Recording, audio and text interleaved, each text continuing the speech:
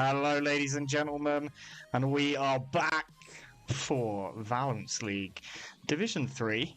My name's Cliff. I'm joined today by the wonderful Jonjo. How you doing, my man?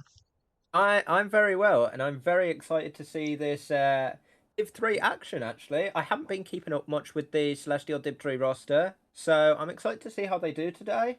It's got some names I've seen in the Discord, but other than that, I am not too sure of all of these players. But yeah, I'm looking forward to it. Surely you know Dr. Valentine. Uh, Not on a personal level, but I have But, heard the name before. like, he's been in VL for ages.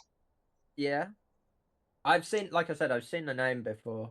And I know Skarner leads stuff for Div 3, Yes, from what Skarner I've is seen. the team manager for Div 3. But I've not heard of any of the other names particularly. To be fair, lots of new faces. Fiasco is Mhm. a long time. I played against Fiasco in Div 4 a few splits Oh, ago. okay. Um, And Daddy Saurus was in Div 3 finals. He lost Div 3 finals to me Oh, last split. I've won Div 3 finals, so yeah, I it's the only Div 3 I've ever played in. We see a big Braum lock in early Cliff. I'm surprised, actually. Yeah, I think Braum's strong, but I'm I surprised to see think him picked up first. I think Braum is a strong blind melee support right now. Obviously, I think Braum does have answers, and he has had a couple of Mhm. nerfs the last, I think, two patches. Yeah. Um, Not major nerfs. Like I think the last one was damage off of his Q, but he is in a really good spot right now. I think Brom is like the only support champion that I've won games on this split, this ranked season. So, Oh no. But yeah. oh, Atlas missed the pick. No. It's What's going on here? it's Rakan. Rakan. It's Okay, Rakan. cool. But yeah, I think So Brom's yeah. good. I think you go in Enchanter to counter Brom. You don't go Rakan, but I think Rakan is fine. Yeah, I'd like to have seen. I do think you do need an enchanter with Jinx, but it locks you into engage in jungle and top. Whether Yeah, they really play that is fair. Against Ash Braum being a very strong lane. Again, like you said, I do think Braum is quite good at the moment. It's weird to see him picked up first, but he synergizes really well with Bandle Pipes at the yeah, moment. yeah. So it's huge in regards to that item is cracked for AD carries, you know. Anyone that can build that, you've got a good path for the ADs to really do damage in. I mean, to be fair, you can build it on pretty much any support. It's just about how reliable is it to proc, because like fucking, technically Sona can proc it with an auto attack. Like, Mm. it's Silas lock in. Ooh. yeah, answer to the Malphite, Is it right? jungle or is this in a top lane? I think. I mean, it could go either. I think it's more likely to go to Soup Dispenser Boy. It's Soup Yeah. Dispenser Boy, right? It is Soup. SOAP. Yeah, yeah, Soup. No, that's soap. That's Soap. Bro, Yeah, that's soap. bro, I'm so dyslexic. I'm actually so dyslexic. It's It painful. is SOUP. I can't read, bro. Yeah, It's a nightmare. it's fair. That's fair. We can all be like that sometimes. Although, to be honest, soup dispenser sounds better than soap dispenser. I Uh, soap tastes crap. If you've ever had soap in your mouth, doesn't happen overly often, I know, but you don't have to eat it. You're not eating from soap dispensers in toilets, are you, Choncho? What's going on? no, no, no. Choncho's out there as a fucking soap taste tester. Just Someone. going to all the public toilets and tasting all of the soap. Oh, oh well. My damn it, my hobby's been spoiled. But yeah, I'd like to see I was going to say I'd like to see a J4 lock in on. If this is assuming this is Silas Jungle now, but if it wasn't, I'd like to have seen Celestial lock in a Jarvan. Really good in mobile stuff, so it would have worked really nicely into the Ash as an immobile carry that she is. Yeah. It's not great into the Malphite or the Braum, particularly. Because when you go No, I in, guess. like Braum lands one passive stack on you as Jarvan. Um, I guess you have Rakan coming with you, but even Rakan also Mm. has this issue: one passive stack, and if you go into the enemy team, like they each only need to Oh, auto you once, and you're immediately stunned. But yeah. Mundo, oh And my! Mundo blind as well. It's given the front line. I just wish they'd looked for a little Well, bit more.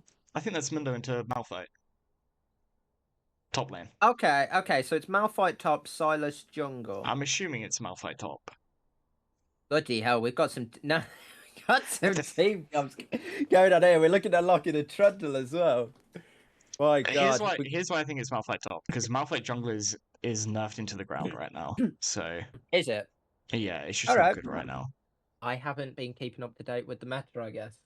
But yeah, so Malphite top, Trundle jungle, Leah mid. Oh, I was going to say this is a very Freyaudian comp here, but now we've got Talia and Malphite locked in.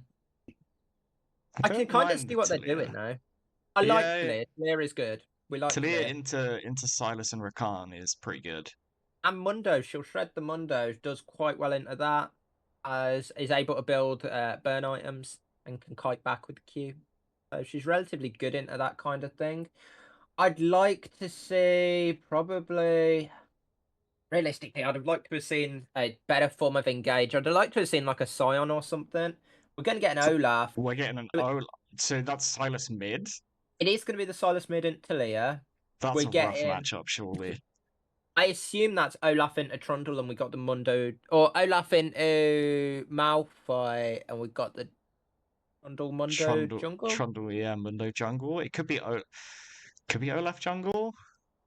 I'm What's up to date with the champ pools. the flexes are fucking crazy out here. Yeah, there's a lot of flexes in regards to where this stuff is going, but nowadays we will find it out, Cliff, because they've changed everything to tournament draft, which takes 23 minutes to really get into game. Oh, I having to do draft through the draft tool and then go in and do a tournament draft, and Caimani don't have bans, Yeah. so so we have to wait for every single one to go through as a no ban as Honestly, well yeah, when they start. yeah. The 3 day ban. Oh no! Lobby's bugged. Oh, this is a classic. Oh. This is the new thing we're dealing with, and I swear it's every single stream, man. Every stream. It's something basically, from what I know, is um if your little green circle isn't up, you're not properly in the lobby. Apparently. Right, right. So as you can see, Fiasco isn't in the lobby, Fiasco's but bugged. I'm assuming there's a few other people in this game that are also bugged. We just can't see it from where we are. Definitely Fiasco. Yeah. Oh, Oh, there we are. yo, let's go. You're 635. you're playing as part of the Celestial roster here. Honestly, I don't know what. Like, this has been a bug for a couple of weeks as well. It's been a pain.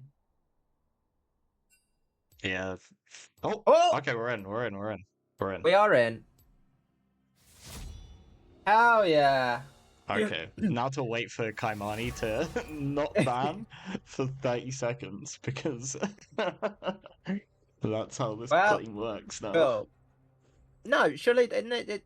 Oh, I know, because You everyone can't banned. click. So Yeah, but you can't click no ban, can you? oh yeah, because Oh, you can click no ban. They've added no ban. Oh, that's big. that is big. Why did it take the other bloke so long to work out that they're added no I mean, ban? I didn't even know it was a thing, right? So. True. Impressive, isn't it? What Riot add sometimes. Can't fix how the lobbies work, but they've added a no ban. It's That seemed wonderful news. very passive aggressive, Johnson. Maybe it was. It's because I can't be asked to wait like 30 minutes to get into a game, man. This is why people are not ending till like. Imagine this in best of fives. We're not ending till like midnight if we go to play. We were doing this last split, weren't we? Mm. Or did we have blind pick lobbies last split? No, it was tournament draft. It was tournament draft, yeah. No, it wasn't. It was blind pick. It was blind pick. I thought it was blind Because pick. yeah, because people got annoyed that we've got to tell people where all we champions are going. Oh yeah, that's why we're doing tournament draft. Which Yeah, does mean we can confirm that it's Malphite top into yeah. Mundo top and Trundle jungle into Olaf jungle, and then An obviously interesting Talia one. into Silas. We knew it would be Talia into Silas. Anything else didn't really make any sense on that. Yeah. That is a rough matchup though. Yeah, no. I agree. The bans I do find a bit odd, considering they wanted to pick Trundle anyway. What's the point of banning Ken? Um, I know people play stuff, but if they were going to yeah, pick I mean, Trundle... Trundle doesn't really have a good target to ult this game, in my opinion. I don't think... Well, your ult targets as Trundle, as we know, are Malphite or... Not Malphite, Mundo or Olaf. Yeah, but Mundo stacks HP, right? Doesn't Mundo's whole tankiness comes from HP and HP regeneration and Yes, healing. but... So Trundle But... doesn't steal much from Mundo, and Mundo already doesn't have amazing Yeah. stats or But what you've like got to remember is resistances. most HP tank items will have either magic resist or armor. Yeah, but Olaf, first two items on Mundo are like Heartsteel and Warmogs, right? There's nothing but yeah, HP on the first two items he buys. you'd assume so, which does mean you'd be stealing from Olaf, which is good after 6, I'm pretty sure. Is that the way Olaf ult works? Olaf I'm ult not gives sure you if Olaf resistances. ult gives you stats. Maybe Hold it on. does. I think, It definitely makes you unstoppable. hold on, I don't play enough Olaf, so let's have a look. I've What's literally played Olaf in the... VL, so I should know this. He does get bonus resistances, but that's off the passive. Right. So when he So auto attacks, he gets bonus resistances. no. It's like with Darius passive, where he gains armor pen when he levels up an ability. Right. So Olaf gains bonus 10 bonus armor and bonus magic resist once he's unlocked his ult. Right. So So at yeah, level 6, he gets 20. and then 15. He gets 15 at the next upgrade, and then 20 at the last. Okay. So yeah, you're right. There's not a good target for That's Trundle ult, not a good target for realistically. Trundle this game. But Like I do it's not like... bad. Like you'll shred Mundo and Olaf a bit faster, but like Yeah. it's not like stealing fucking Sejuani or Malphite. Yeah. I do like the Trundle pillar here. Trundle pillar's not bad. It flows a lot of the engage options from Celestial here. Whereas realistically, Celestial have just decided we're going to run at you really quick with Olaf ult Yeah. Mundo, and yeah, see what happens. Yeah, Celestial definitely playing a we are going to walk forward kind of comp. Yeah, Because I they think can't it's really do anything other than walk forward unless Rakan finds a God engage. But Rakan has to find a God engage into Braum, Talia, Ashe, Trundle. Yeah. Trundle. I So was going to say I'd like to see a Bork on Ash this game. I think a Bork would be quite good here for Ash. She yeah. needs I mean some health damage. Trundle can just go Bork. Trundle could go Bork. Bork seems quite good because Mundo's gonna get stack health. Olaf will stack bits I of think health. I think not going crit on pretty much every ADC is troll right now. Because I crit's do so good. agree. Yeah, I don't. So like God does Ash build. if she's gonna do it, she's got to do it after getting 100% crit. So it's not really worth Have it you got to trying to get go to at like 100? well, it's just best to get to 100. It means every auto attack crits Yeah, guaranteed, yeah. I swear the older and builds you didn't. Did you always I'm get to 100 crit? I'm pretty sure Like you even last season. yeah I think pretty sure you can get to 100% crit last season. It's four Oh, items, God. four legendary crit items. They give 25% each, Yeah, no, that's true. Honestly, I don't play all the roles enough these days. and they buffed crit damage this season. Yeah, they have. So crit What is damage that? is 200% now, and I think last season it was 150%. Mm-hmm. Although So saying that, there's quite a few you can do. There's a couple of unique builds you can do on Ash. I was watching. Was it Saber plays a lot? It's Saber the AD carry player, the Yeah, I streamer. think so. Yeah. Yeah, play shit. He was playing shit like Bandle Pipes Ash, and I was just like, yeah, that's kind of cool. Oh, and I Yeah, saw a clip the other day. I guess for Ash support Bandle Pipes first is pretty good because you just proc it all the time with W. Yeah, yeah, no, it is kind of cool. I was watching. I saw a video on Twitter the other day where an Ash also built Warden's Mail into three like AD dive dive champions. And honestly, he 3v1'd under the tower. I think it was into a Draven, Jarvan, and something else. And he couldn't kill her. And I was just like, what the hell? Yeah, Celestial's plan of let's just run fast is very much indicated by the no flash on Olaf, no flash on Mundo. Which means Let me make we're getting sure some. everything is good on the stream. Yep, there you go. Didn't have the overlay turned on, so I'm glad I tabbed back to check that. There we are. We're in. Oh yeah. Are you seeing this all right? I literally had no time to test because I was so late today. Yeah, yeah, I'm seeing everything. Fiasco's just standing in a bush. Yeah? Yeah? That's a weird bush to stand in. Why is he standing there? I'm not too sure, but he is just standing there at the moment. What was Joey was doing? He was setting up the Spotify. Hell yeah. He had to make sure he had the right playlist on. Get the tunes pumping. I've done that many times. I've never gotten a VL game paused at the start so that I could turn music on. That's never happened, not once. It depends. Sometimes I love music.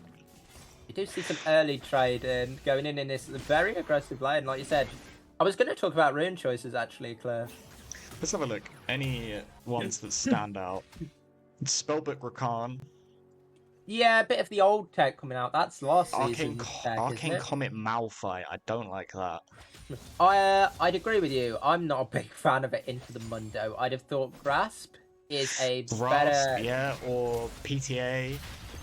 I don't know. I don't play much PTA Malphite. I'd have just thought you run Grasp into tank. Yeah, the reason you go PTA, right? So the Mundo's trade pattern, he wants to walk up to you and auto because he needs to proc Grasp. Yeah. So you E him when he walks up. Yeah. Usually after he does his E auto reset because your E slows down his attack speed, and then you auto W auto, and you instantly proc PTA. Fair dues. Some challenger Malphite tips from Cliff there. Thank you. I'll take your advice for it. I don't play any Malphite. Into tanks is really good. Into tanks, the one that just trade autos with you, it's really good. Otherwise, you go like Grasp. I think Arcane Comet's just a bit troll. Arcane Comet is good into ranged champions. Oh, good yeah, into like the into a Nah. Yeah, that's what you play. Yeah. But yeah, it is a bit weird for this matchup. I do agree. I like the phase rush coming out from Talir as well. I will admit. Yeah, phase rush makes sense this game. I've got a lot of the enemy team wants to run at you. Yeah. They just want to run into your face. Phase rush is really good. I just think as a rune, it's one of the most OP in the game. Annoyingly. It got buffed as well recently, right? Phase rush. Yeah, but I think it got buffed for melee. Right. Oh, looking Who's rough running streamer mode? What's going on here? Dr. Valentine. Honestly. Why running streamer mode? I don't know. I detest streamer mode with a passion, as we do see Trundle getting aggressive here on Olaf. Olaf is going to pop the go. Soap Dispenser Boy trying to get away here. The traps have come down from it. Root is nice. The zap does come across. No one is going to fall, though. And we get a pretty still just loss of sums from Soap Dispenser Boy. Yeah, Fiasco somehow missed Rakan W on a rooted target. I just want to point that one out. I was trying to ignore it. I shall not ignore it as a Rakan player. When the person you played most of the highest percentage of your VL games with is a Xayah one trick, you end up playing a lot of Rakan.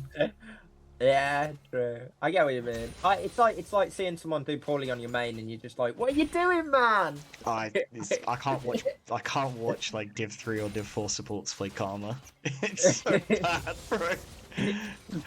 I used to be a Karma one trick. That's the first time I hit gold was one trick in Karma. I'm back up to. I was going to talk about rank. I'm back up to diamond now, Fleck. I reckon this could be the. I honestly reckon this could be the season that I peak. You're gonna go for D2, get yourself ranked out with lamps. Maybe. It would make sense. If we win this split and all goes to plan and I can hit D2 for a start, I think I would, yeah. Then we'll see what they do with the rules. They'd have to change the rules. If John Joe's leaving, you have to change the rules at that point. We should. If they don't, we will protest. I'm not saying anything. I remember that happening a while back. Anyways, it's just fairly chill. CS numbers seem to be pretty average. Silas has a bit of a lead in that mid lane. Dr. Valentine doing all right there in that matchup. Be interesting to see if once he has hit 6 now, whether he takes that Talia ult and they look for this first Drake. I'd like to see them use it around there. First Drake is really strong at the moment, a lot stronger than Grubs. I think it's got a bit of a higher win rate, like 53% compared to like 46% when getting first Grubs. But yeah, I'd like to see them kind of prioritize that Drake. It does look like let me just say, Director Cam is just such a troll, by the way. It's looking at top lane, I know. It just wants to watch these two fight the entire game. I'm gonna try and do some manual cameraing this game. As we do see the Drake started up by Caimani. They are going to get it as well, which is interesting. Talia has roamed down. I think Silas was a little late on his reset, which enabled them to enabled Talia to get there first, kind of had that prior, and take control of that Drake. Yeah, I mean, the Thornmail as well. Oh, not Thornmail, Bramblevest. Go on. Yeah, they just got onto the site on time. They're there, they pick it up nice and clean. I do think that they have the better comp to take these objectives early, so... Yeah, I think they do, as we see some nice footwork by Elio Special here in the mid lane, but he's still going to take a bunch of damage from that Silas. As Rakan goes in for the ground entrance, Arrow pops up the shield, we'll walk away. This is fairly weird, I find, for a Div 3 and 4 game. I was expecting a lot more action. Normally by this point... Yeah, Atlas play very slow games.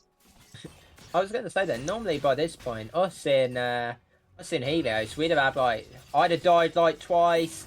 We'd have had 3 to 4 kills on the board. There'd have been a big fight around the first Drake, you know.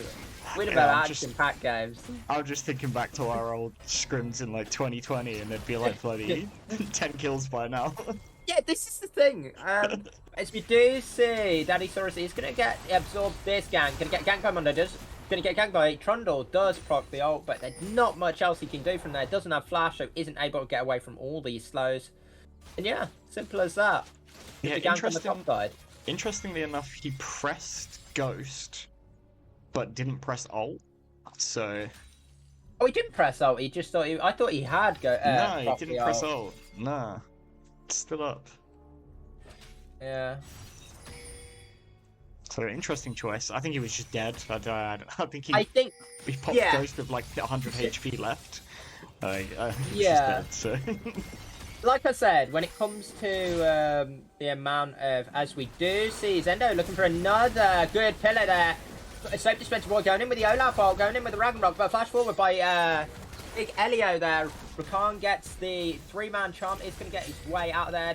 Fiasco does get away, the Silas wall is used defensively. And yeah, that pillar is doing work for Zedo.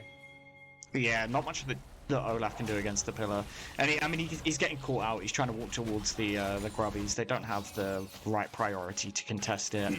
Just gets caught walking into that side of his jungle. We do see Stunner and Voodoo down here. Fiasco does almost land at the flash by Voodoo. Will get him away, and they're not going to be able to chase here. Ash just proccing the Ghost and trying to do a bit of kiting against Fiasco here. It's a lot of slows down, and that's the power in Ash. This is what I like about the... Caimani side. They've got a lot of slows here, which are going to be quite good into the likes of Atlas's team comp. Yeah, I definitely think it's a Swifties game for the Olaf and the Mundo. I think if you don't have Yeah, Swifties, it's very difficult to play this game. Like Voodoo is going to Treads are say. fine, but ugh. No, no, I agree. As we do go for the grand entrance in, it's going to be a 1-for-1 trade. Fiasco picks up that kill for Skarner. And yeah, trades that with Voodoo's life. Hey, good pick, nice dive. They trade. Unfortunately, it was a kill for onto the Ash. For a kill onto the Jinx, but kills onto Jinx is always nice. Jinx is Yeah. out CSing. Also, the lane was pushed in, so Jinx loses minions. So overall, good kill for the bot lane of Atlas. Yeah. Ash will have to come back. Does lose that wave, like you said. And yeah, look at those trades in the mid lane. This is what you said earlier on, Cliff, actually, about this matchup. It's going to be a bit rough for Dr. Valentine here. Yeah, I don't know what you do with Silas into this matchup. Like Like I said earlier, I'd have liked to have seen him roam, use that clear wall, get out on the map with his Olaf, and just try and run down lanes. Now that there's no sums on that bot lane, I'd like to see him get down there.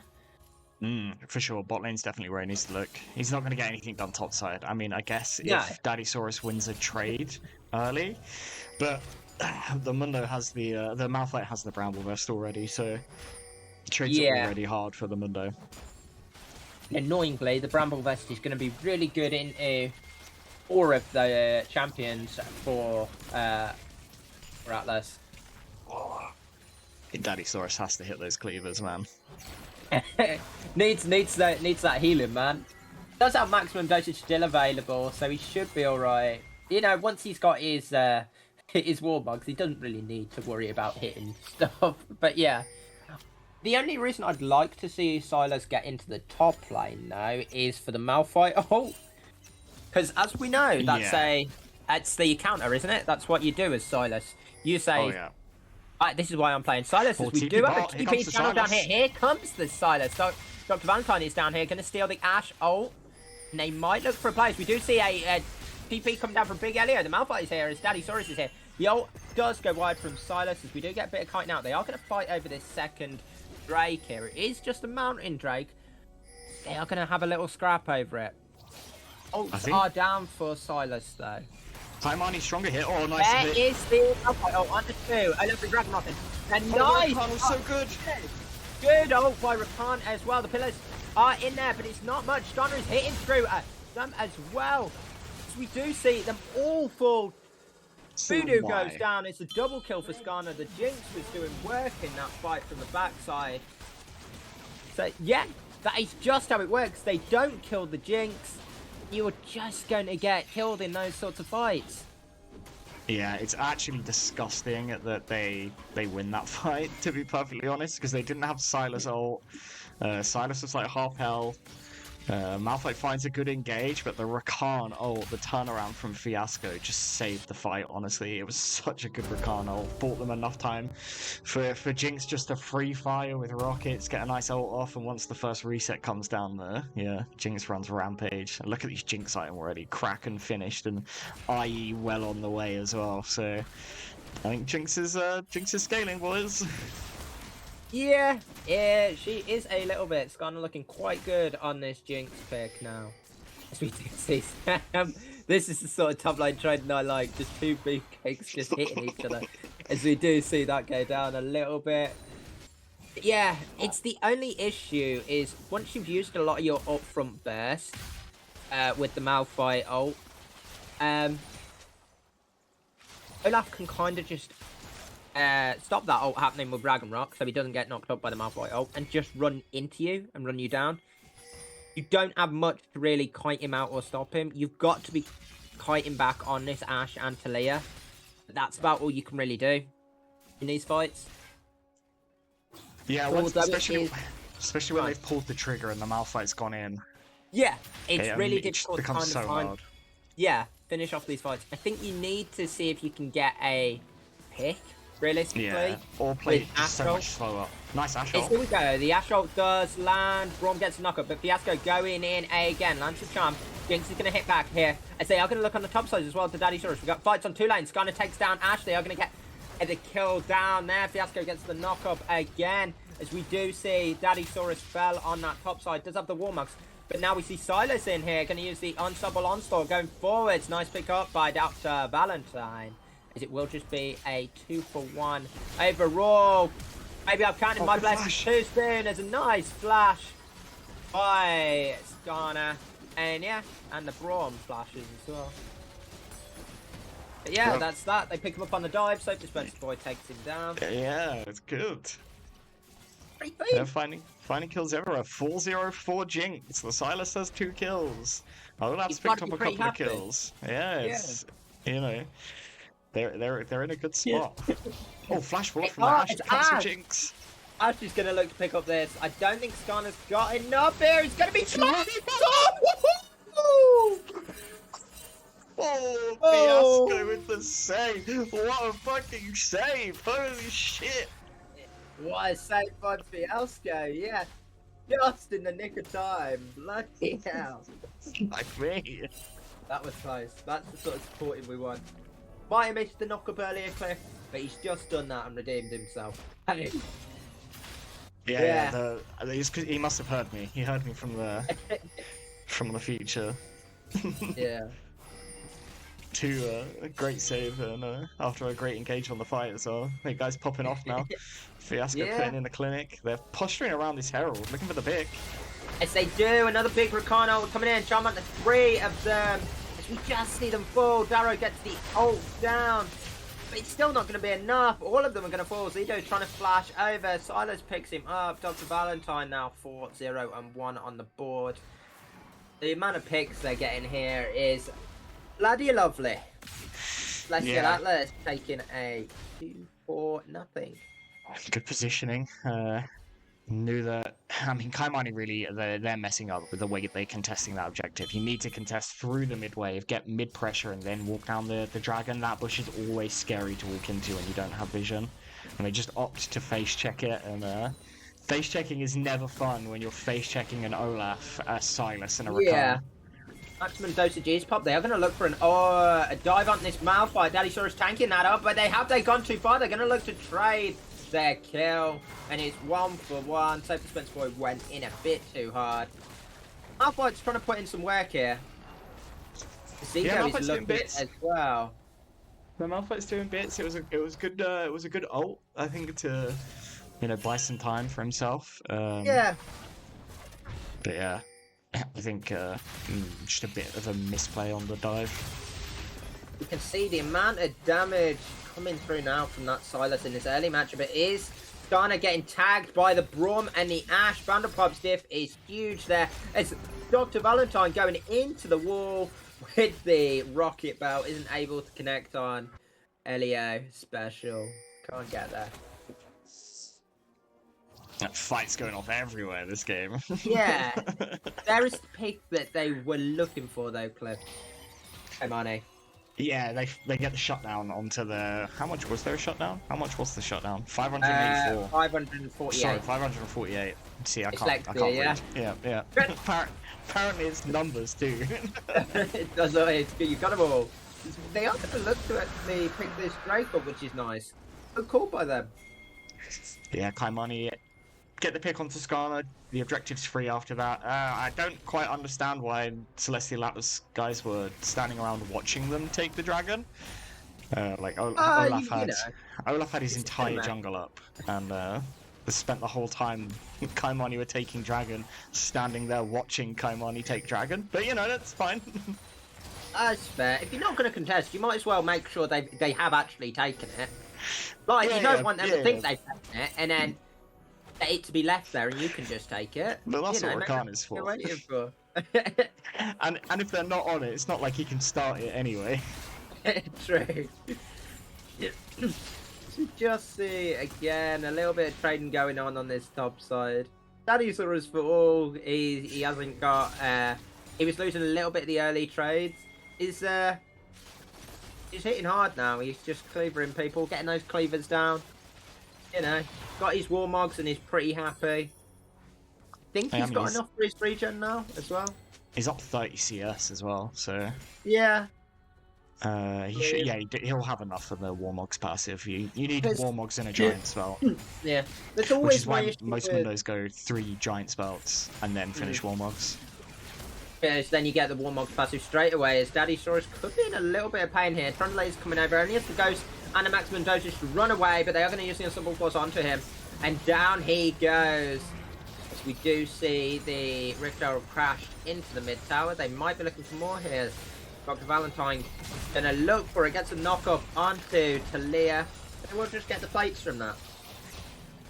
Yeah, good double charge. They pick the mid tower, they get some more on the tier 2. They do lose the Mundo, but no shutdown on the Mundo, so just a normal kill. I think it's worth, to be honest, because of all the plate gold that you get on the towers now. So we do see the flank coming in for a side, so they're going to look. Rakani is going in, double charm goes down as they do look to catch Voodoo here. Nice knock up there by the Rakani, and they are going to look for even more. Darrow is also going to fall. That's a 2-4-0. Celestial take the 2, and we'll be happy with that. yeah, popping off. They're really accelerated. Dr. Valentine having a great performance on this Silas now. I mean, was very concerned about how the lane matchup was going to go, but obviously not punished anywhere near enough on 2 items. Riftmaker plus Rocket Belt. He's very, very strong right now. 2 items finished for the Jinx as well, with the IE and the Kraken. Even the Olaf, 2 items finished. So very strong position all around, and they're just sort of pushing their leads now. Yeah, and as you said, Cliff, we've got 2 Boots of Swiftness come out, which is good to see. And Jinx is still yet to upgrade her boots. She's just sitting on the normal one. Yeah, don't blame her though, to be fair. Hurricane finished and an extra crit cloak picked up. Skarner's on I don't think that's bad. Skarner's on like what, 75? Skarner's on 90% crit right now. Not bad at all, just compared to Ash's 2 crit items. As Soap Dispenser Boy heading towards this bot lane. Might want to do a bit of diving with his buddy Daddy Saurus in that bot side on the Malphite, but there is at least 4 members rotating down to pick up this Mundo yet again. Olaf is going to ult in and ghost in as they go look for more. Dragon Rock in, they are just going to pick up Daddy Saurus by looking at flash forward by Zido. And yeah, well, this is the life of a top laner sometimes. Your team are winning, but you always just get picked up on side waves. I mean, right there is a pure example of why 1-2-2 is the worst form of split pushing. Because they go to collapse onto the Mundo, thinking the Mundo will be alone, and also catch the Olaf. But because Jinx and Rakan were on their own mid, they can't push up mid enough safely. So they're not in a position to take the tower when the whole Caimani bot side or Caimani team show up bot side. So 1-3-1 or 4-1. You'd never 1-2-2. It's just bad. It always makes me think though, what's the point of collapsing on the 1-4 Mundo? He was 1-3 at this point. Surely you want to be grabbing those down. If nothing is up, you collapse on the 1-4 Mundo or the 1-3 Mundo. You kill the Mundo really quickly because he's not tanky at all, and then you can pressure. You don't have to worry about the 3rd lane. You can just pressure on the 2 in a 5v4. Yeah, I get that, but surely if you want to kill someone on a side wave, you'd want to kill the ones with the bounty. Yeah, I mean, maybe they're worried the Silas is going to outplay them. I think the Silas was pretty pushed up, so they probably could have gone for the Silas too. Yeah. It's chill. It is what it is. I just always wondered things like this. The amount of times I get picked up on those things when I'm like, I'll be like 2 and 6, and I'm just like, why are you sending 5 people after me? As we do see Rakan going through with the grand entrance and the quickness onto 3. There's the Malphite stolen from Silas on the 2 in the back line. This is looking good. Do you see a bit of director cam come through? As Kalir is just going to escape on this backside. Elio's special is just going to get out. As we see Soap Dispenser Boy still going aggressively onto Voodoo. And Malphite is just standing there hitting and clapping away. But he's not going to be able to do too much. As yeah, Kalir is going to get caught off in this bot side. They finally picked her up. And yeah, it looks like they're going to look for just a mid tower and then Baron, I assume. The King director camera was fighting me hard then. He wanted to go see what else was going on. Yeah, good fight. They find some picks, push them in. I like how they're playing very cohesively as a team. Um, they don't really convert much to it, so it's a bit of a nothing burger of a fight. But they're in a good spot for Baron now, so it doesn't look like they're going to start it. Daddysaurus is taking a tier 2 on the bot side. He does have TP, so yeah, they can go for another fight here. Yeah, they are going to look. Big Elio's involved again. What's he looking for? Nothing at the moment, doesn't have ult up. But Zido is going to try and steal this. He's just running in and he steals it. Zido, on his own, just walks in, says, yoink, thank you very much. But they are just going to take both of those members down. Big Elio is, they are going to live. Oh no, the Jinx ult from downtown. Super Mega Death Rocket. Skarner is getting hypey with it. As they are going to go forward, Skarner flashing forward, looking for more. She wants that pentakill. And in they go in. That Jinx is hitting. And they get much more out of it. Resets, low. No resets. They aren't going to be able to do enough, can they? Oh, she gets one. In they come. She does get one. But yeah, they're just going to get zoned now by that Talia. Oh my days. Like, Trundle just walked up and killed. They're still fighting. But they are still fighting. There's a big Brawl coming across too. Dr. Valentine, he's getting in. He's saying, nah, you can have the Baron, but I'm going to take your lives.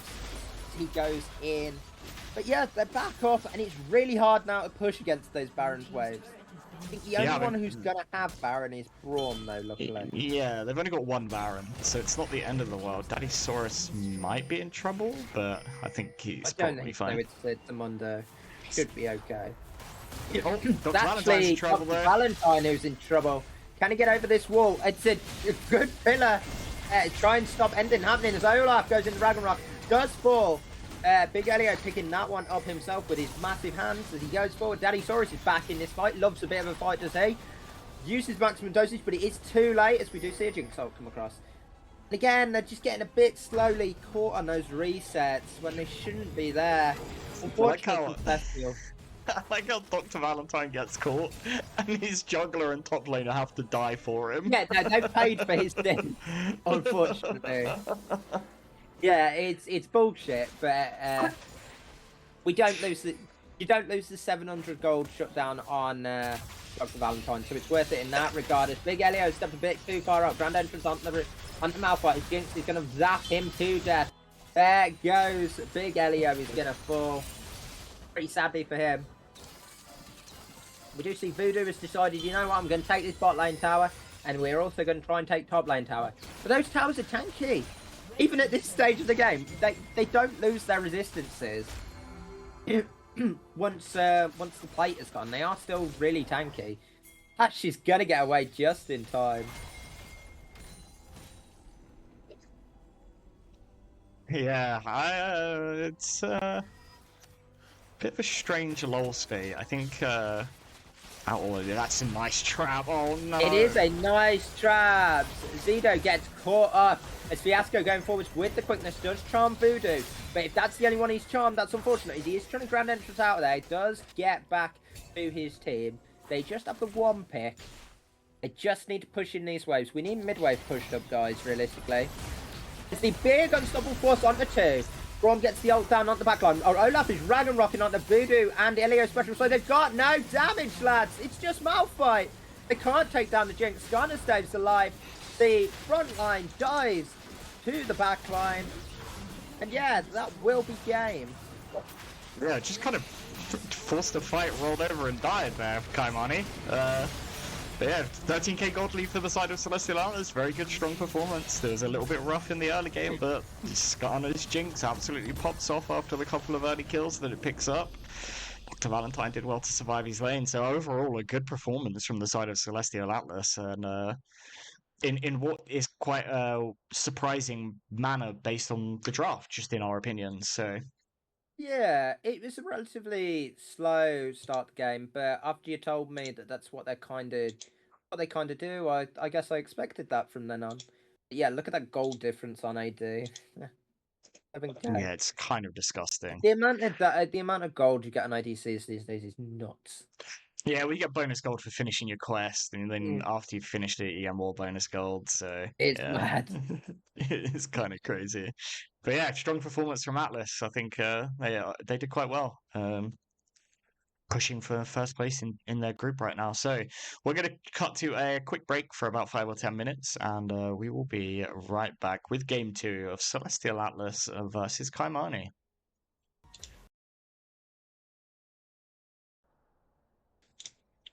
Hello, ladies and gentlemen, and we are back for game two between Celestial Atlas and Caimani. Caimani had side select opted to stay on blue side, and they do have bans for this game. John Joe is still here with us. So how you doing, mate? I'm still okay. I'm still doing all right. I was a bit like I really got into last game, so I'm excited to see what goes on in this one.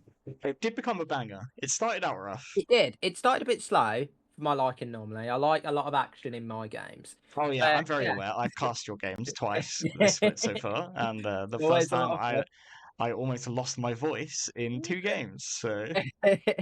Happy to help. But yeah, we do see some bans coming out from Caimani this time. Nunu and Akshan taken off.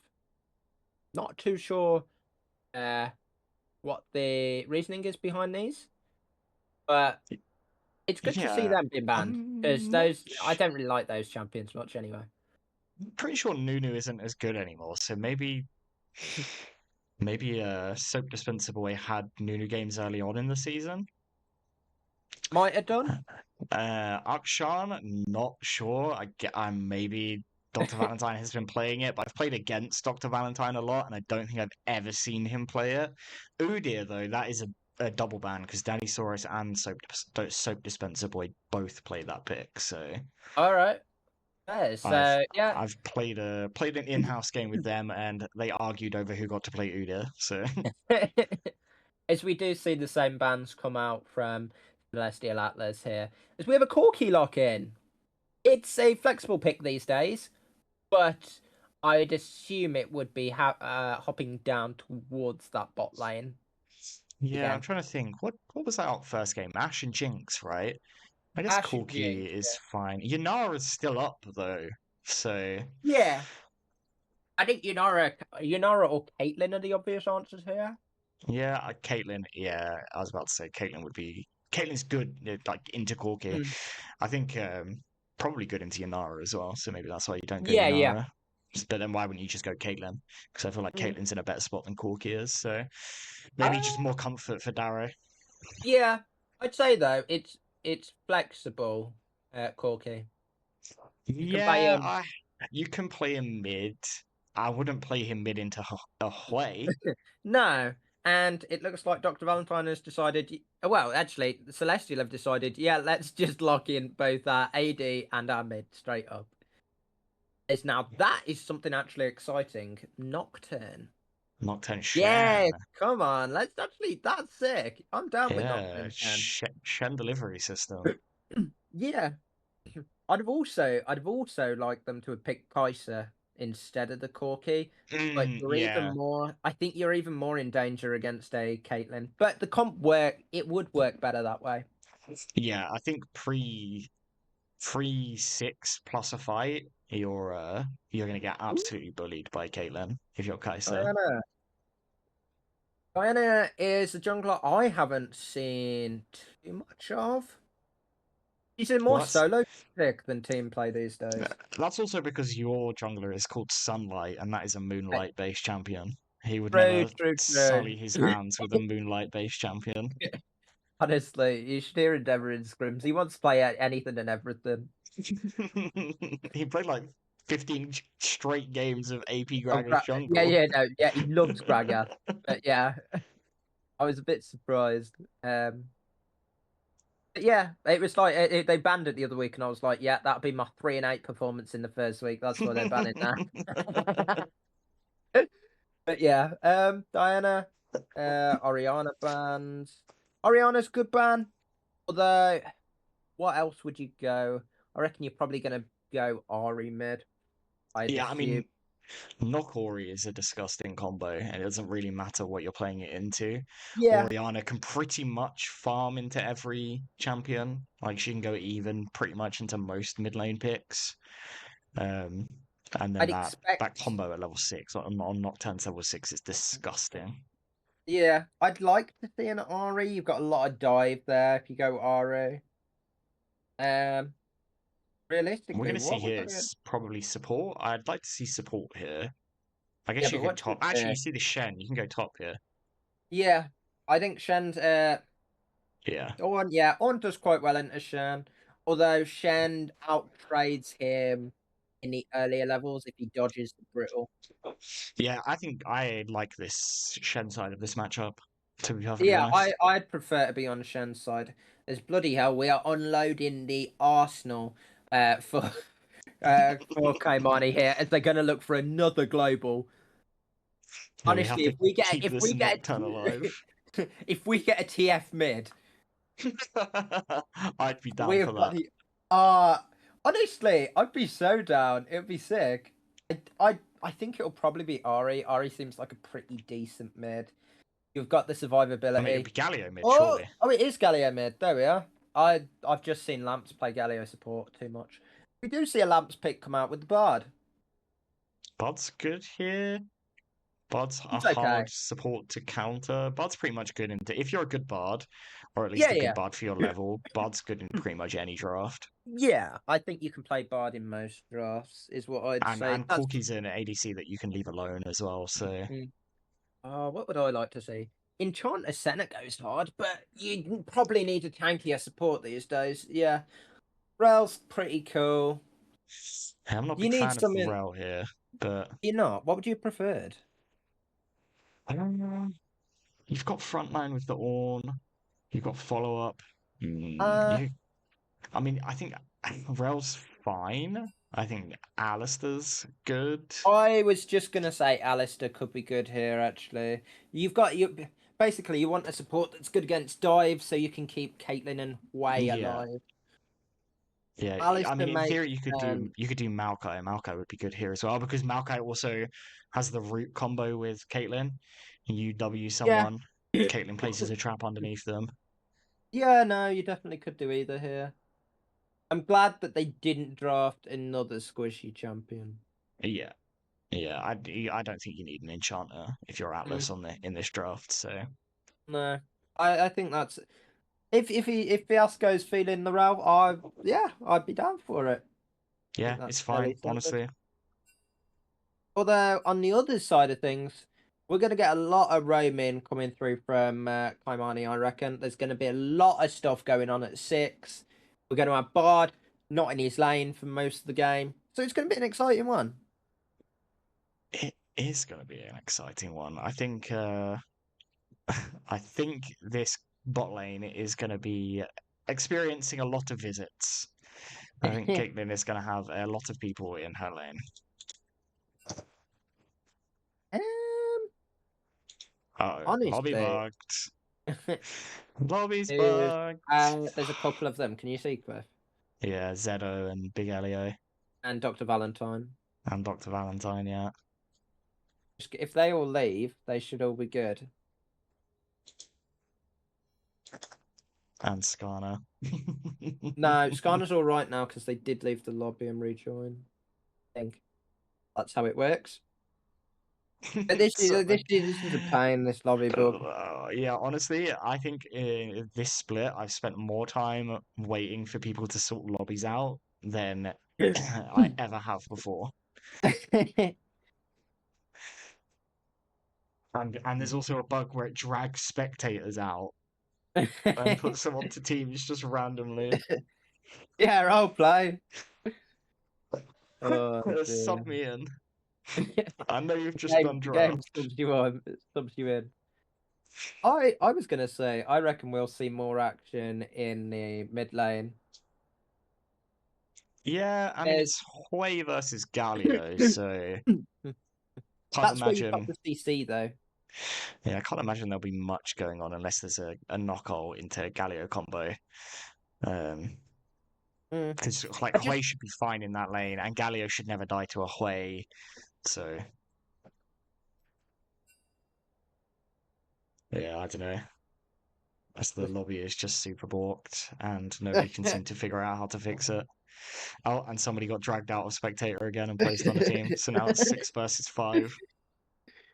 So basically, what's got to happen here is Zedo has to leave, Big Elio has to leave, and Dr. Valentine. And that if they all leave and This rejoin, is... I don't think Stream can see this. No, Stream can't see this. but yeah, if Uh, all of those people leave and then hop in, it will start the lobby.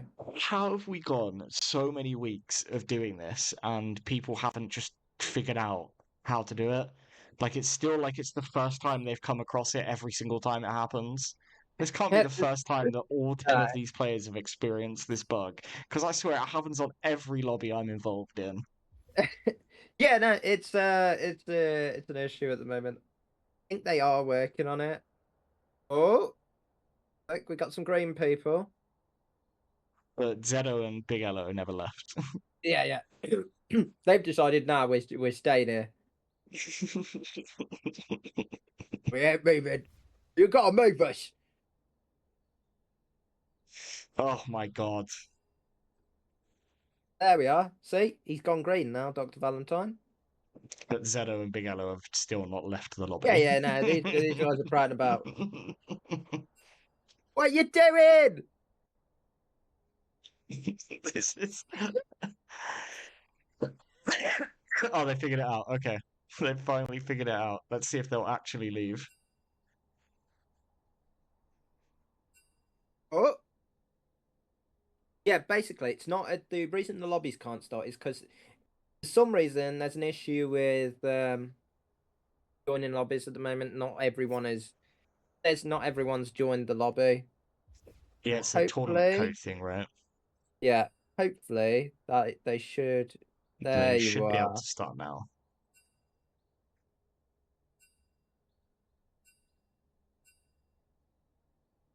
Should be all good.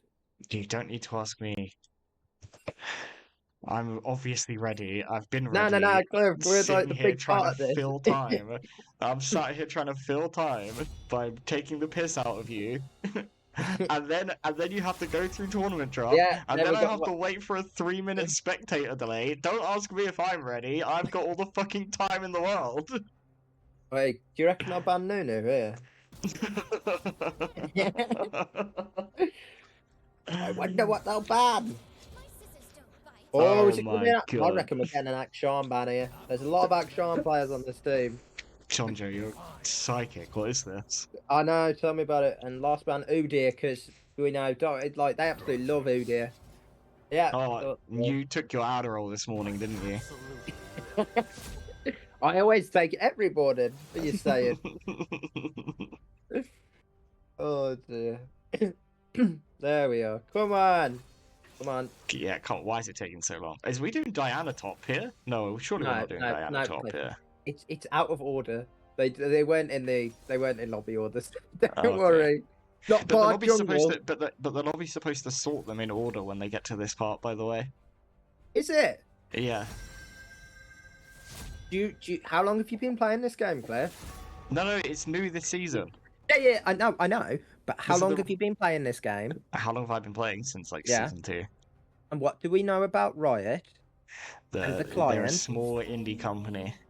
Yes, And exactly. and that the original client was better. Yeah. So basically, what I'm saying don't is, know if you ever played with the original OG I Riot did, client. I did, I did It was before this one came so out. Yeah, much better before this one came out. I played with when they were still called IP, was it? Yeah, IP influence points. Influence points. Yeah. Still played with that. Still played when you could only get to level 30. Did you play on the original runes where you had to buy the runes? Yes. Yeah. I started in season 6. Oh, I've got yeah. games in season 6 where the first champion I played was Nunu support, old Nunu support. Yeah. Just because I thought he was funny. Back in the day, where you had to decide between having a fully tier 3 rune page or a brand new champion. It costs 6,300 IP to get a fully tier 3 rune page. It was runes or masteries or champions. Runes and masteries, yeah. Yeah. No, honestly, I old don't know masteries so much better. where I agree partly. I also think there are a lot of cool. What annoys me now about League is there are quite a few items. And I wish they added more items for a start. Yeah. I still think the game needs more items. I think the game needs more runes and masters. You know, runes and masters. I think it could do with more of those as well. Yeah, I think the problem is the keystones. The keystones are so unbalanced. Some of the keystones are just Mm. really, really good, and then others are just dog shit. Yeah, but I just think. Like the whole of the domination tree is terrible. The uh, only reason you take domination tree is because of the keystone. yes, Like, I'd tell me what agree. rune in there? What would you take from the domination tree That I like. that you actually like? Like, which runes inside it that aren't the keystones are actually good enough for you to even remember? I'd take Taste of Blood and Ultimate Hunter, Yeah, right. Okay. but other than that, The rest of there's them are king terrible. yeah, I I'm not overly much of a fan of the others. It doesn't help that there is quite a lot of choices you can make in those regards, but I just think because there's no proper balance to it, you just go the most. I wish there was runes you took for certain matchups. Also, Like back in the old days, yeah. yeah, you take runes for matchups and game state rather than just oh these runes are the best on my champion, so I will take them. Yeah. That's the same Unless you're with playing support, back in the day, and then you take the gold per 10 rune or the gold per 10 runes because and otherwise you that's had no gold.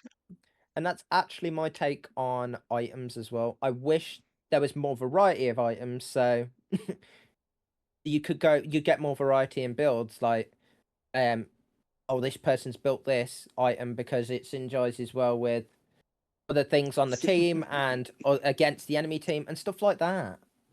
Stronger point in a fucking great one out. Having one crit rune. Just having one random crit rune. those tiny percentage chances. Yeah. The Trind, it wasn't on Tryndamere. You just ran it Bro, and just played. I'm pretty sure you would do it on every ADC. You would just take one random crit rune But yeah, just for the odd shot. Like if you ever crit in an early trade, you just immediately win the trade. you do know that they're improving the client again, Yeah, it's apparently. supposed to be a new one coming out right at the start of next year.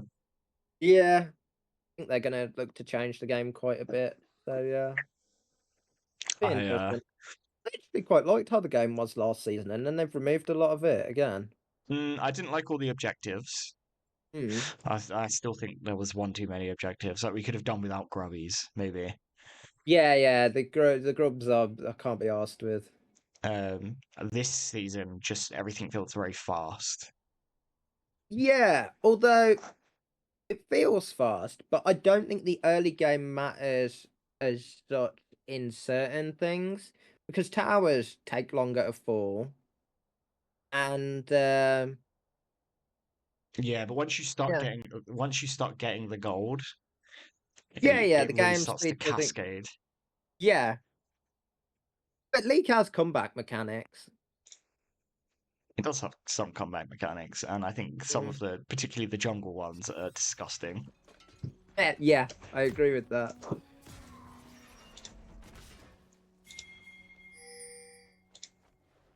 Mm. Let's have a look at rune choices this game then. Aftershock Galio, don't like that. Uh, Aftershock Galio mid. Surely you take Phase Rush. I don't know. Yeah, phase rush you can take. I'm surprised Shen still opted for the TP. I'd have got an ignite. I've been experimenting with different summoners recently. I think for Shen, yeah, Ignite's probably good. because you can just save your TP and use your ult whenever Yeah. you want to join a fight. So Which it's been fun to just try other summoners though. I will say on most champs, I feel like the third summoner spell smite, it's like a 7-minute cooldown or something stupid. Yeah. It's like really long. That's the problem. Like, if you were to go, if you were on top lane, if you were to go a different, go a different like ghost or something or ignite, your TP is 7 minutes once you've unlocked it, and that does take a bit of the piss. And I'm actually coming round to sticking with TP. It's because you get the quicker cooldown on it, you get the shorter cooldown, and you get the shield, which is quite nice. Yeah, I think if you're playing a tank, you definitely have to go for the TP, because the upgraded TP is disgusting on tanks, right? Yeah, because you get the max health shield. I honestly think it works on. It works based on matchups.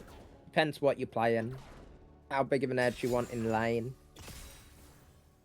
I can definitely see it both ways. I can now. Like at the start of the season, I was like, why would you take TP? Why wouldn't you just go a more aggressive rune? Oh, not rune, summoner. But now I can understand it.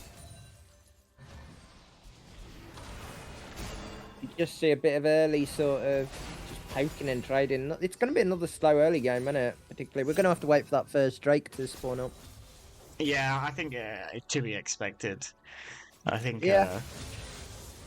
everybody just wants to get to one item. Top laners aren't really going to do anything. Oh, it says a kill mid. Whoa! What? Where was the directed cam going? Yeah. We missed it. We don't even know what happened. Completely. Hold on. We'll get an instant replay. Let's get an instant replay on the kill. Get an instant replay of that. What happened? Oh, Shen just roams down. Shen just walks down Dr. from Valentine. top. Oh, Dr. Valentine. No. Yeah, maybe we should have skipped that cliff. That was pretty. Maybe that was pretty rough. Want us to see that. Yeah. Yeah, that was unfortunate. But yeah, that's what happened. We got the early roam down from Shen, which is surprising. But I did actually like that from Big Elio. It's a good roam. Yeah, good roam. Yeah. Abusing the fact that he pushed the Ornn in. Surprising that Ornn is pushed in by a Shen, and that Shen had so much free time to leave, because Ornn just has the better push in that matchup. But well done for him to find the window to walk to mid. Yeah. It's saying that though, Shen's damage early is stupid, so yeah, you tend to win trade in the early parts, as we do see Hope Dispenser Boy getting a bit caught. I don't exactly know what happened there, because now they've ended up on other sides. Diana flashed, okay, so he flashed. Yeah, Diana flashed. He flashed over the Galio. Galio. I was about to say, where did he go? It was a smooth move. He got a bit caught. He eat towards the Galio, and then he flashed over the Galio so he didn't get knocked up.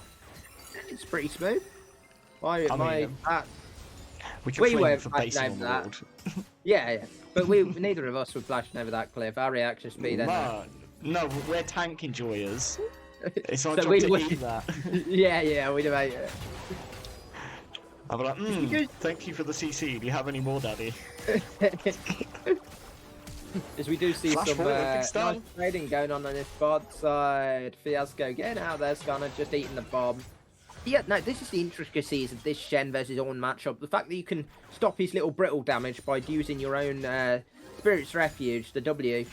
It's the little tips and tricks, man. Skarner is getting low here. The cookie has no mana, though. So he's not going to be able to follow up much more than using the Gatling gun. Yeah, didn't want to flash for it either, which I can respect. Well, you're trading flashes, and Skarner still has the barrier. We're going to have to... I hope Diana can get down here. And she is pathing this way. She is pathing down here. They're both pathing down here, actually. Nocturne's also coming, but only level 5. Can't be far off 6, though, either of them. I'd just like to see them down here and help get these bot laners out of lane. Just to get them on a base. Yeah, they're in a rough spot right now. Yeah, they're in a difficult one, and the worst thing that can happen to Caitlyn is she gets behind early because her mid game is absolutely atrocious. It's Yeah, behind. Corky's not good. Oh, nice double Oh, knock. nice double knock by the Ralph. Channel is coming in. They're going to look to play this. Nice flash by Big Yellow. It's going to go in. Fiasco is also flashing out. Video is flash forward though. Just getting auto done. Spirit Refuge comes down. Is going to block up a lot of Soap Dispenser Boys damage as we do see 4 come down towards this bot side. And yeah, it worked out quite well. Shen's picked up 2 kills. They pick up Soap Dispenser Boy, and Fiasco also dies in that fight. So they're going to look for more. Darrow misses the Q though, and he's not going to get Skarner there. Does get away with the barrier. Yeah, and Shen TP's down with the ult. They turn the play as well, and Shen's still up 10 CS despite all of the time that Daddy Saurus had top lane. Caimani are going to get the first dragon. It's a 1.5k gold lead. Dash forward. Tries to look What for is it. going on in this front side? Got a base! Scar had to flash bot side, by the way. Yeah, I know, I've seen it. I saw Bard come through a little portal, and I looked at her little summoner spell on the side, and I'm just like, no! She's still in lane. Honey, you've got to get home. Get home. Get to safety. She's still here. Nocturne's down here with ult. Okay, she's going back. Honestly, that's what I've been learning recently. My base timers, and I'm thinking, yeah, it's been working for me. Because of the fact that they've sped it all up, the game up. If you just base when the enemy bases a lot of the time, you don't lose as much. Yeah. And you've got the home guards as well to go back to lane, so it's easier to take resets. Yeah, I didn't even think about it that way. But that's apparently the big difference in between this season and last season. I mean, I was coaching somebody jungle the other day, and just explaining to them that walking to their camps by walking down the lane is faster. And they just didn't think about it. Yes. Like if you walk into your jungle, you lose your home guards. So just walk down the lane and then go into your jungle. I wouldn't have thought about it like that, to be perfectly honest. But that's fair. I don't know. The problem I always have with League is when I'm like, there are times where I actually play really well, but it's when I'm focused on shit and can actually think about the game. If I'm just in, I'm autopiloting a lot of the time, and I need to try and stop that. So the amount of times I autopilot, dude, is mad. I'm getting very aware, John Joe. I've cussed plenty of your games. It's because my ADHD brain just can't focus enough on just farming, because people will just farm all the while. I'm just like, I just want to hit something. You start tweaking. I do get tweaky. That's why you play. That's why you play like that. Oh, knock. Oh, the lethality poppy. Yeah, not nothing. it's going to be used. They are going to look. I think they wanted to dive on Quay, but I assume he was out of vision or he backed up to his tower. To be fair, level 1 knockout doesn't have crazy range. Yeah, maybe he missed the range. Yeah, it's not. Paranoia. It's not great range. Do you see the trade? Daddy Saurus solo bolo in the top side. I looked away because nothing happens top lane, and the first time I look away, there's a bloody solo bolo. What the hell?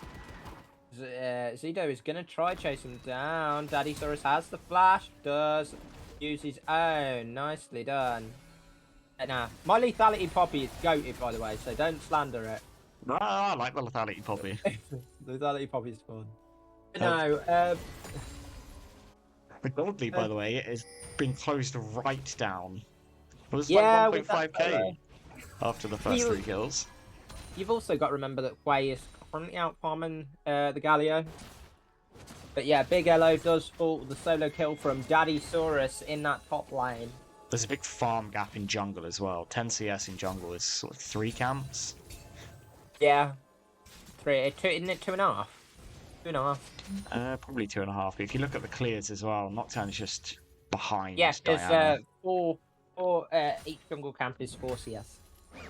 Okay. There you are, another thing I learned. Don't even play the role. Honestly, you should see my.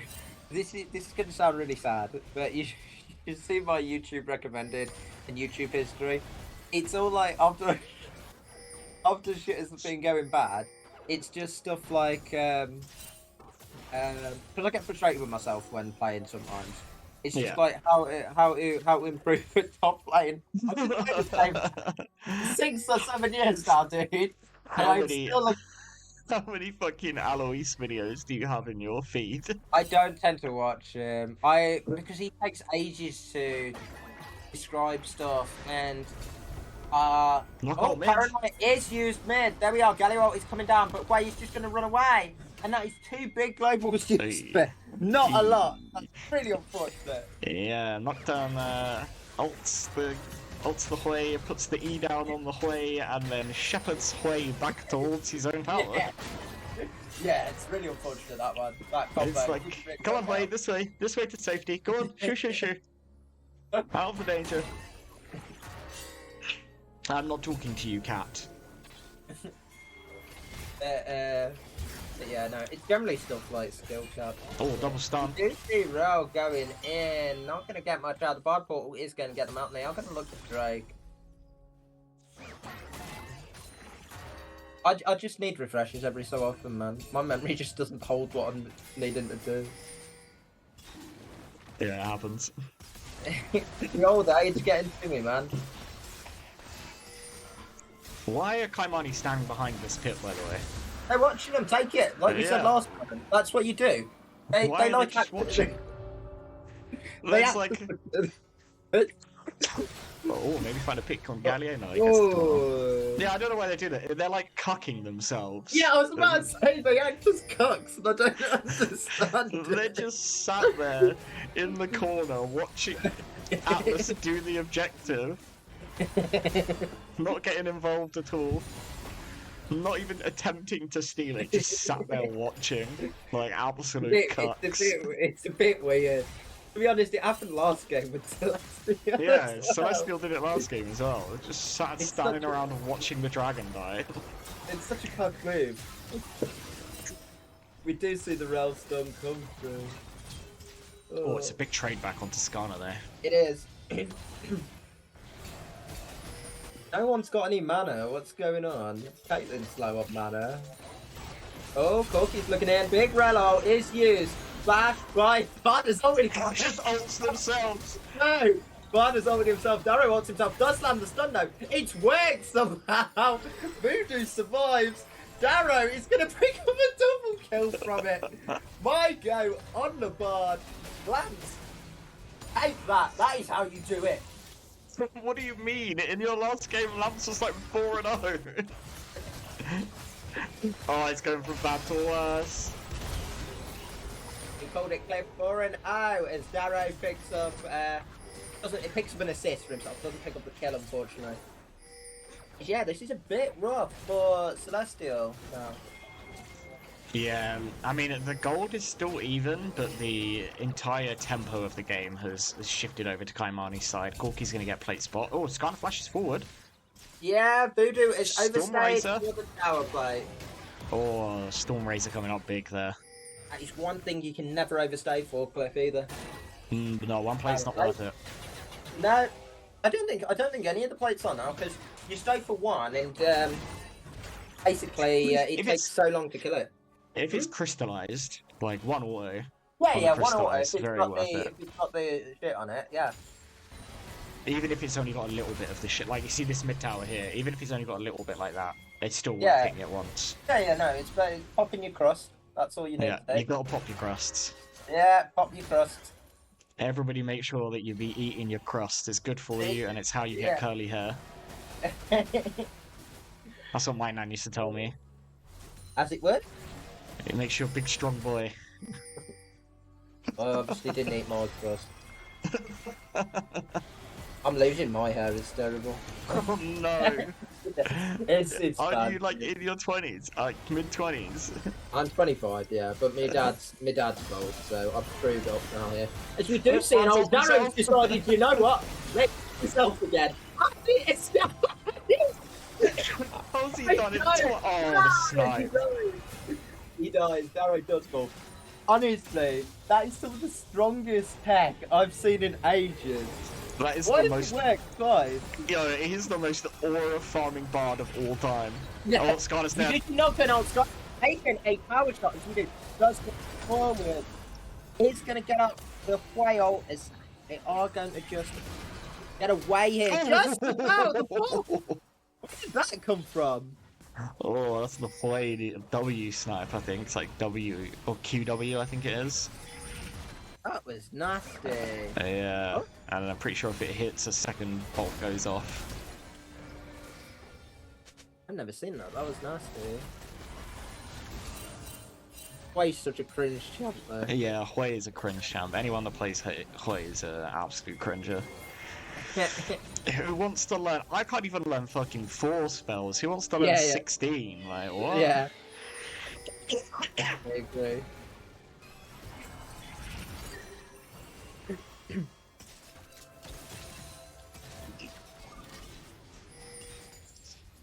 Somehow, by the way, Celestial Atlas are up in gold this game. I don't get it. Like, I think it's due to the towers, the taken bot lane tower, which means Skarner's actually probably up in gold. Let's have a look at well, gold. definitely up in gold on Corki.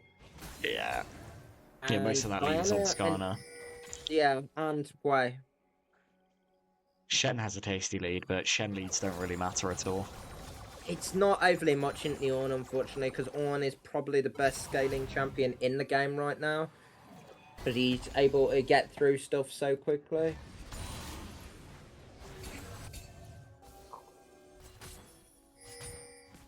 Yeah, I'm just trying to think. Oh, do you know what I don't have up? I don't have objective timers. There you go, that'll help.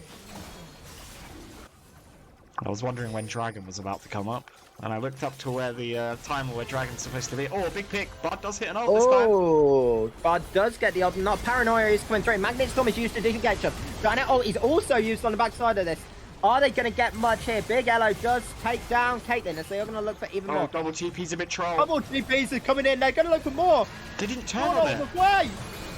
Oh, It was massive. It was massive. Nicely done.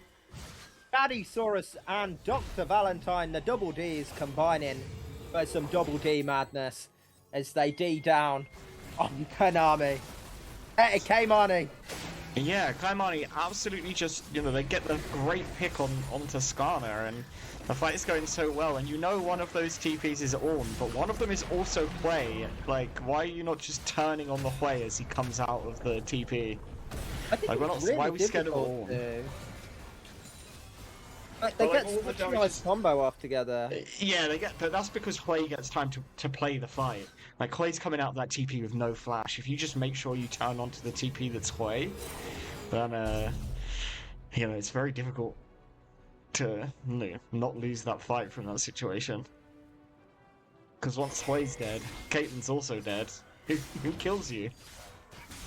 But yeah, the turn ends up being huge. Dr. Valentine and Daddysaurus get the wombo of all combos off and just obliterate 3 members of Caimani immediately.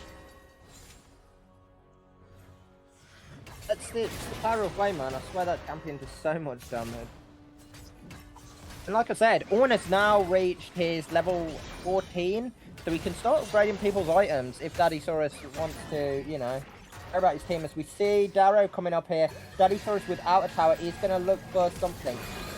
Oh, nice flash into the ult combo. That was brutal, but I don't think it's going to be enough. It was brutal. They are going to use the Paranoia Nocturne coming in. They're going to use a lot on him. That was almost brutal by Daddysaurus. My god. Yeah, he almost absolutely turned that. I think it was one brutal proc off of winning that fight, honestly. That was really unfortunate. But yeah, like you said, a lot came out. Knock ult used. Obviously, not a very long cooldown, but it's longer than it could be because Knock's gone Eclipse into, I assume, what's going to be Profane Hydra. Yeah. Instead of going the Thomasfield, yeah, the maximum ultimate uptime build, which I think is great for this game. Because you want to have your ultimate ready anytime Shen or Galio has their ultimate ready. The amount of times that Thomas got ults off in that game was nuts. So yeah, I Yeah, can but like attest to that. by the end of the game, Yeah, he had like a 26-second cooldown on his ult. that's But crazy. but if he got any assists or anything, obviously it would come down because of the build. Yeah, So there were some fights where like he was getting the ult off and dying, and the ult was coming back off of cooldown as he died. yeah. That's what you. That's honestly, that's just what you need on Nocturne. Boys can be such a good champ. It's weird that we don't see more of him in pro play, or even. I I don't mean, you think do we see see him enough quite. of You him see in. him quite a bit in pro play, honestly. Like Do you? Nocturne's I haven't been a bit seen. of a staple recently, especially in like Korea. The Koreans I love want their to see more Nocturne Ori. Nocturne. I like Nocturne at the moment. I think he's cool. Even for that game, we were thinking about putting him top. I can Oh actually God, play Nocturne. I used to play Nocturne top as well. I used to play Hecarim Nocturne. top. Oh, I wish I could get back to those sorts of days, man. Those were fun times. They were. I can play Hecarim as well. When I used to jungle, I used to play a bit of Hecarim. Did you Want ever to play do that? Hecarim top No, I never when that got was around to meta? Hecarim top. No, I was top lane at that point, but I never played it. It was Um, disgusting. yeah. I used to play a lot of Rammus top, as there was another Bardo does look for way, but they're not able to land that one.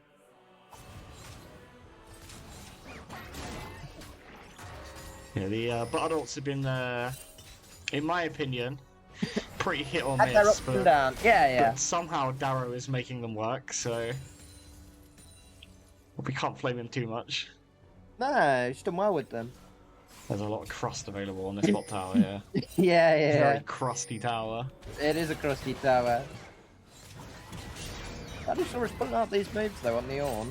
He's going to get a bit bonked by Shen now that he's got the Titanic though. Also, to Dinosaurus' credit, by the way, he's playing from South Africa. Is he? Yeah.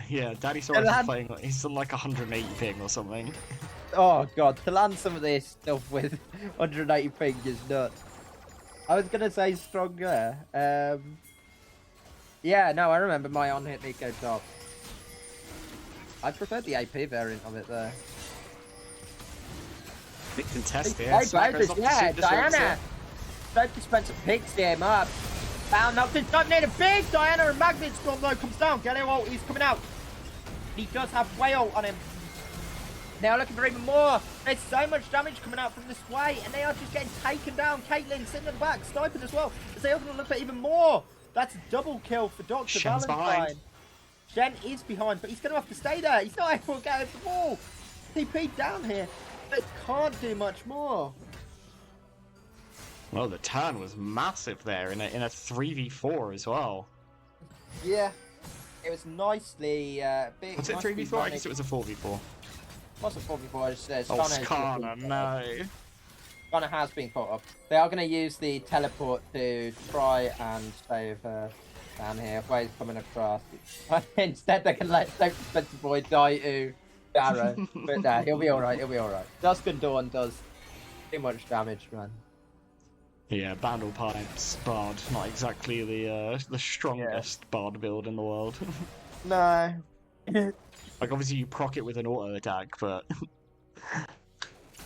you can go like wits end Bard and just run people down.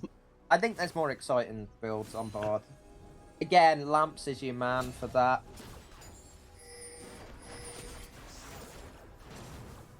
Bit of a Bard mole in state VL now. currently. Yeah, it is a little bit. Well, it's because people are like, there's a 6k gold lead, luckily, on on Celestial's side. So if you're a Celestial fan, this is looking pretty good for you. Yeah, 6k, pretty significant gold lead. They're one away from Hextech Soul as well, which is absolutely disgusting for Caitlyn. Yeah, it's gonna be. And play. Spencer Boy going in on the Galio, not particularly the target he's going to be dealing too much damage to, as you can see.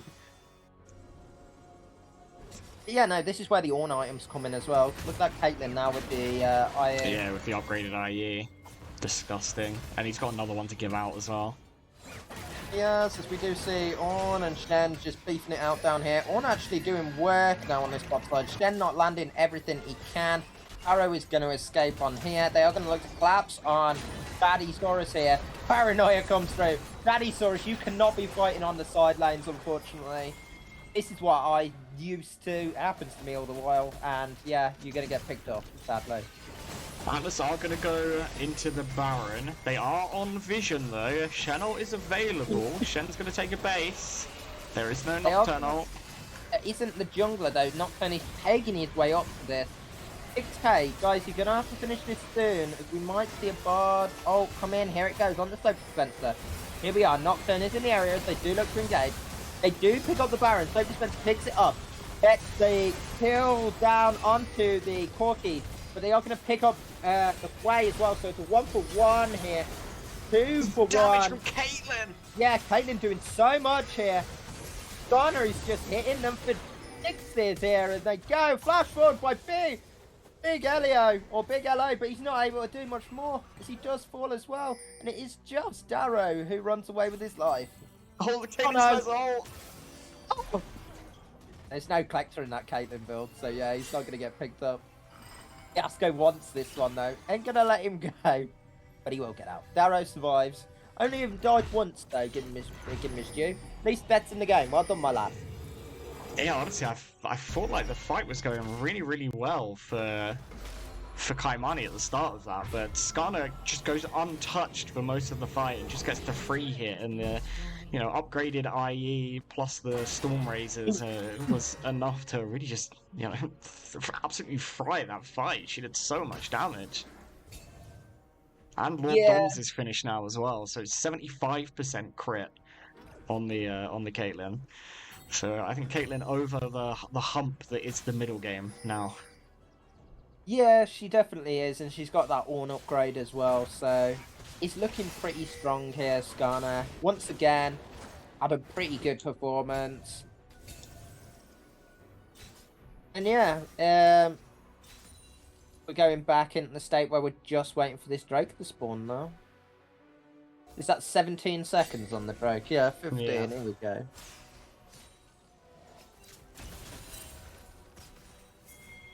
As they are just going to get mid-prio. They're playing it the right way, Cliff, here. Getting that mid-prio. Caimani just looking to push in the top. Get the top side turret don't first. like this trade. This is Hextech Soul. This Wait, is what... They're trading Hextech Soul for a tier 2, and... Yeah, let's play this smart. They can all TP. Oh, this... is way TPing to their death. This is an interesting TP. It's a double TP. Damage! It's the other look more Ornn's there as well. They're going to use the Hextech Soul. When you knock up on a Galio, though, it's the rest of the three go free. Bard Portal does get them out there, and they're not even going to get the tower. It's a lot of damage down onto these two. Skarner gets the mid tower in. Honestly, it's still looking here. Honestly, well played from Atlas. I thought the TPs were going to be a bit troll, but yeah. Yeah, the Caitlyn damage. Oh yeah, my god. Yeah. Shen cannot play the game. Shen can't really play the game. Only has the one armor item. So they're going to look forward on Galio. Galio's going forward. But he's going to get caught. Magnet Storm is used in the defensive form. They're going to pick up two of them there. Rel takes down Voodoo. And yeah, Cliff, this could be what we want to see. Celestial are picking up more and more. Soap Dispenser Boy uses the Diana roll. And yeah, they're going to take inhib and probably even game here. They can siege really well with this Caitlyn as well. Yeah, and the Hexal putting in so much work right now as well. It's disgusting. Why did they try to trade that? They should have contested, and they're going to get absolutely run over now. The thing is, they are going to get run over, Cliff. But, as we did see, Fiasco dying to the Nexus Tower. But yeah, would you have preferred to... Everyone's dying to Nexus. Would you prefer to see them fight that and die? Maybe. I think you have to contest it. You have to contest it. It's Hextech Soul. I can see it from both ways, but it is going to be the victory for Celestial. Big pick up there by Atlas. 2-0. And yeah, I think they'd be pretty happy that. Drafted well and got most of their stuff done that they wanted to. Yeah, honestly, I think another game where they had a relatively rough early game. but they did manage to turn it around, had some nice team fighting. I mean, look at this damage. Like everything early kind of went onto the Shen and the Bard. So the kills Yeah. didn't go over to the Nocturne or didn't really go over to the Corki. So you have this monolithically fed Shen, like this 8, 2, and 5 Shen, but it's still a Shen. Like he's not taking over the game because he has 8 kills. Like if Shen has 1 kill here and 7 more assists, how much more playable is this game? Like Yeah. There's and, definitely it definitely is, and it's just unfortunate. and then the fight in the pit as well. They just can't get onto Skarner. Skarner's just standing there free hitting, doing so much damage. And yeah, honestly, they had a good early game, and I think like they were nearly 2k gold up at one point, but just obviously They a lack of yeah, they just experience or and weren't able to snowball it fully. yeah, You gotta exactly. say that was relatively well done by Celestial though, who have Oh the yeah. fortune pick in there, take a bit of a rough early game and put it into a pretty decent mid game from the guys over on Atlas. So yeah. Oh, for sure. Let's see. Is anybody from the Celestial Atlas side in chat right now? And if you are, do you want to come in and have a quick little interview with myself and your boy John G, the evil Dr. John G? That's me. Let's Because we see. would love to have you. But yeah, very strong performance. I think strong performance both games from Dr. Valentine, actually. Yeah, handled himself pretty well in both rough matchups, I'd have said, actually, Cliff. Played Yeah, You're playing an AP champion in Galio, which is never fun. And then you also playing Silas into Talia, which isn't fun, particularly. So yeah, I think no. he did very well. I'd like to have seen maybe in the first game a little bit more roaming with the Silas, but I think he actually handled everything really well. So yeah, I got a lot of credit for him there. Let me just drop them a ping.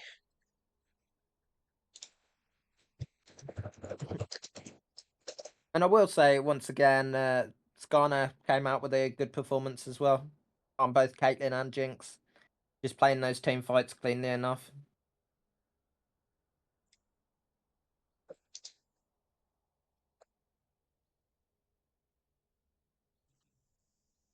Okay.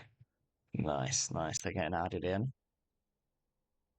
Uh, I think, and we are getting Dr. Valentine. How are you doing? Very, very Ooh. strong performance in game one and game two from yourself, and a nice clean 2-0 win. So, how are you feeling after that game?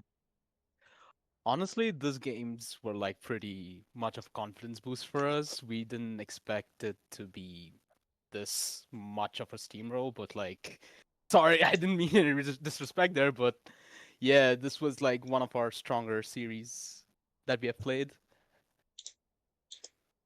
Yeah, I mean, definitely a strong performance from you. I will say that there's still it was a strong performance, but there were still holes, particularly in the early game from you guys. So I wouldn't the Caimani did have leads in both games, so definitely some things that still need to be worked on the side of Atlas. But yeah, once that mid game started getting rolling and you started grouping around objectives, it was clear that there was a very big difference in the level of team play between the two of you.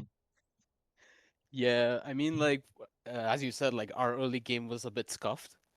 But that was according to our plan, really, because we wanted to like scale for at least like for both the games. Our plan was to scale, and yeah, like we just followed our plan and we just got the dubs.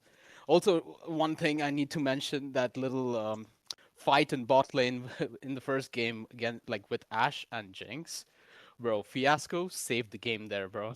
Like Oh, with the Rakani, yes, yeah, yeah, yeah. yeah, The double yeah, E. I think the Jinx was on 8 HP after that. that was on stream. We'll make a clip of that. Yeah. Bro, like, it was one of the best things we've seen. Absolute banger. John Joe, you got any questions yourself? Um, Probably. Oh well, I thought you all played quite well actually overall. But how did the sort of drafting feel? Were you expecting a lot of what they had, or how did your draft sort of theory go with that sort of thing? Everything was like our draft was more reactive, especially since we were like red side game one. Hmm. Uh, like when they picked the Malphite, I immediately told them like, you know what, Silas. I have not played Silas with the team before, but I was like, you know what, since they have a Malphite, Silas is an obvious pick here. Yeah, it's always one of those counters. Everyone's always picking it. hmm But yeah, you did end up in the Talia in that sort of matchup. You were still happy to play that though then? Yeah, to be fair, I wasn't very worried about it lane because I knew like Talia will be. I was expecting the Talia to poke me out of lane as like for like Mhm. yeah the laning phase, right? But it did not happen as much as I expected, and I think for like early and mid game, I was even ahead in CS, which is not supposed to be happening. Yeah, yeah, no, it was pretty obvious that something had happened because we've both felt that you played into two sort of almost counter-esque matchups. There were a lot of good team plays coming from you guys all together, sort of with a strong basis on that mid lane and going elsewhere on the map with things, which was good to see. It was nice to see some of the TP plays you and Daddy Saurus did in that last game as well. Yeah, like the TP play, we had two main TP plays that in game two especially. Like the first one was me and Daddy Saurus TPing in mid lane for that mid lane fight, which was one of the most coordinated TPs we have ever done as a team. And the other one would be like the questionable TPs at tier two in top lane, like while they were trading tier two for Hextech Soul for some reason. So we just TP'd there and we tried to save the tower and, rest is history. Yeah, that's fair. I'm all out of questions now, Cliff. Okay, well, that's fine. Yeah, honestly, I don't think I have much to ask either. I will say we always ask the players that we have that come on for um the interview. If you had to give somebody the MVP today, who would you be giving it to? Without a doubt, Fiasco. Yeah, Fiasco. Yeah, because him on support, he enables us to do a lot of things. And like especially this series, like he enabled us to do quite a lot. And also like a close second would be very like my jungler Leo, bro. Like he is chef's kiss, the best. Yeah, I've played some games with Leo. I played a mid game with Leo as my as my jungler, and he's very fun to play with. Very good jungler. Let's see. So first now tied with Ash Invictus, which conveniently enough is actually the 2-0, game I that think. they're 3 Like and 0 now as well. I believe they've won their games yeah, today. they won their games today 2-0, I think. Yeah, Yeah. you won as well. So it's lining up to be you versus Ash Invictus in the last week of the split for top seed out of the group. And you will be on stream for that one as well. So that should be a banger. Looking forward to having you for that one. Yeah, I've actually been looking forward to this matchup as well. Like there were two teams, at least in my head, that were like competing for first spot. One of them was Madmen or like Madmen, Yeah. and we did beat them. But like I'm actually very much looking forward to the Ashen Vectus matchup. Yeah, me too. Looking forward to casting that one. It should be an absolute banger. Well, thank you everybody for joining us today. It's been a quick 2-0, which is, always nice to cast. Um, and it's not the chaotic games that we're going to have on Thursday when John Joe's Celestial Helios are back on stream. Do you know who you're playing on Thursday, John Joe? Um, Eraticon World Champions, but we've also not got Endeavor for this series coming up. He's on Okay. holiday. Okay, so So a yeah, be sunlightless prepared. Helios. Yeah, but we will be getting Hexian, so it'll be exciting. Me and Lance get to reunite with Hexy. All right. And see Well, thank you. Thank you, everybody, for joining us today. I've been Cliff, joined by Sir John Joe. Thank you. We will see you on Thursday for another banger Celestial stream. I'm going to